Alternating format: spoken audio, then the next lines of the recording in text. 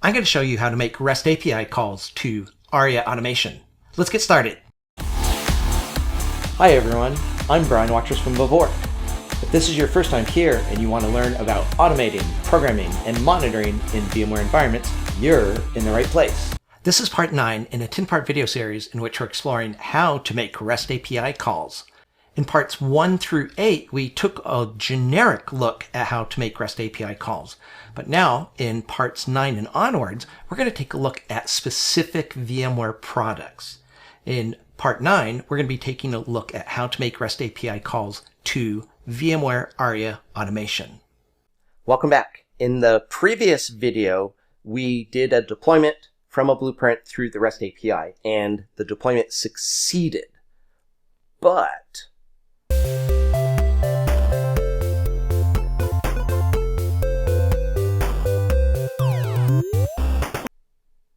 your deployments are not always going to succeed.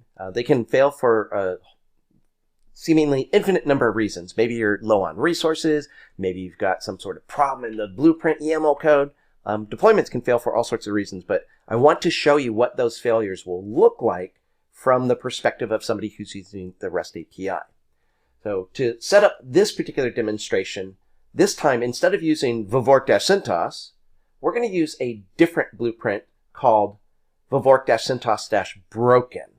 And the way that I broke this blueprint, it's essentially the same blueprint, but I added some lines that said, for this machine that we're deploying, we're going to constrain it using a constraint tag.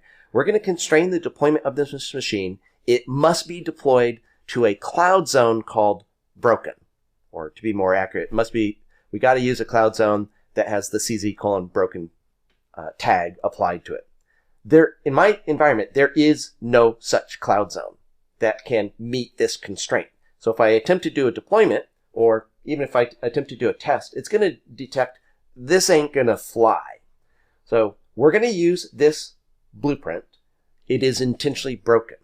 And when we use this blueprint, this is the ID that we need to make certain that we're using.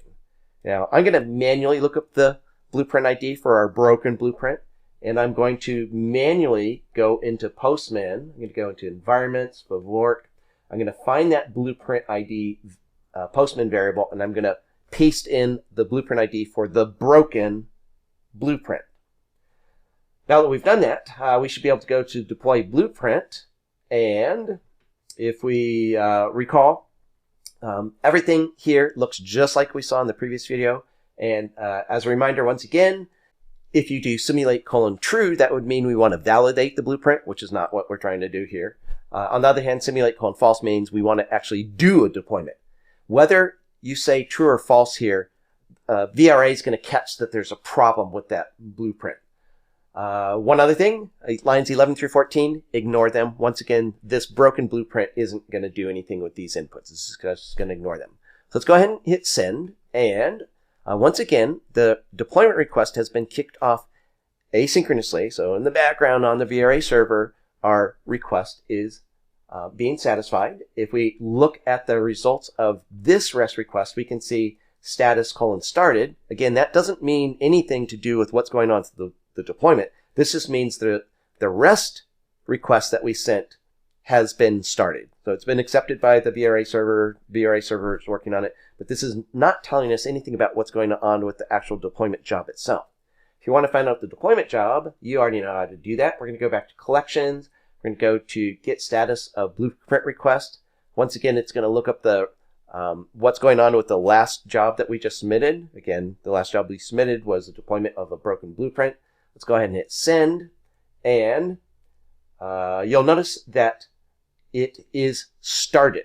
Meaning over in VRA, let's go to VRA, we'll go to the Resources tab, and looking at our deployments, you can see that that broken cloud template, also known as blueprint, that broken blueprint is currently in the process of being used to attempt to do a deployment.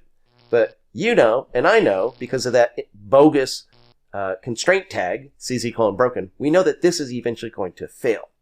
So once again, let's stare at the screen. I'll speed it up and let's see what happens with this deployment.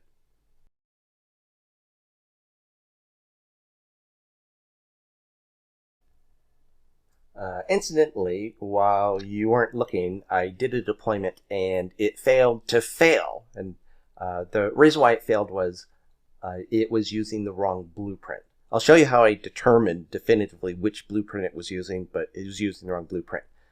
I made a classic mistake. So you'll recall, I changed the blueprint ID, which we can see right here, pasting in the value for the broken blueprint. What I forgot to do is to click the Save button. So I'm going to click the Save button, and then I am going to go back to our collections. We have a REST request called deploy blueprint, and I'm going to do this deployment again. Notice, by the way, the deployment name will indicate which blueprint this deployment is associated with. All right, so let's go ahead and hit send. And as you can see, right now it's complaining that that blueprint already exists. Behind the scenes, I deleted the deployment, but it's taking forever to delete. But this is actually useful to see. At times, you'll notice in this case we didn't get a 200 series code, we got a 400 series code because the deployment still exists out there. Again, over in VRA, I said delete this thing, and it's been taking forever. It's late. I don't want to troubleshoot this, so let me do this a slightly different way.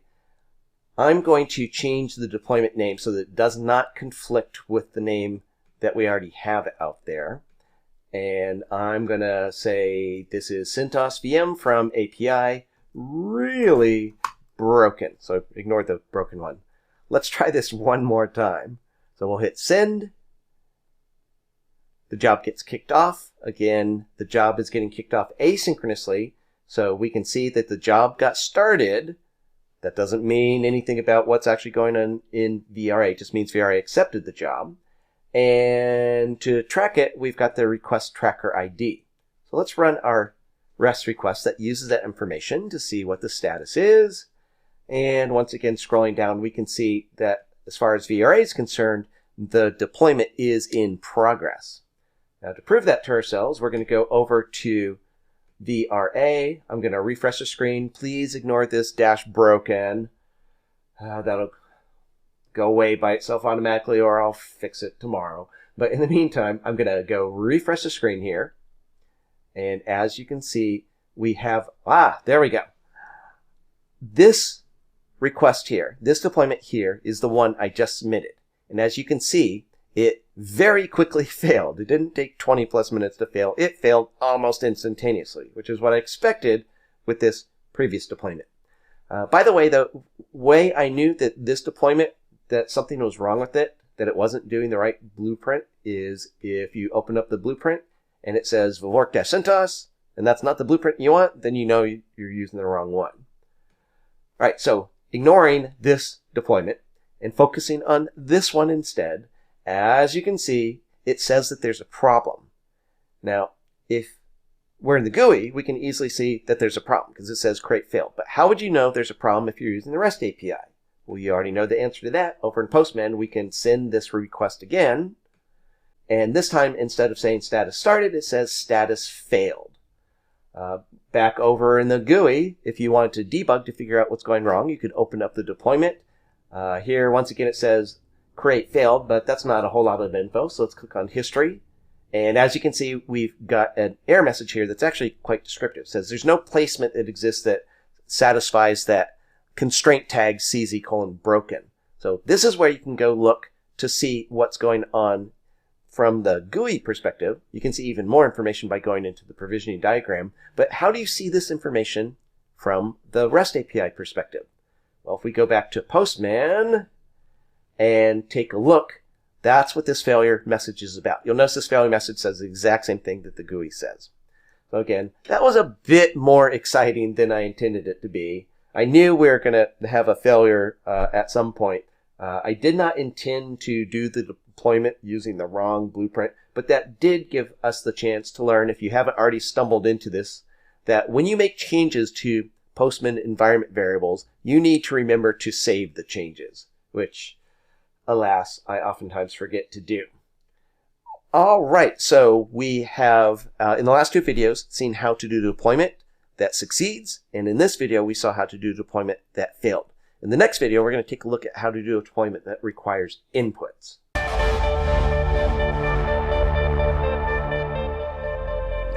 Join me in the next video and we'll continue looking at the Aria Automation API.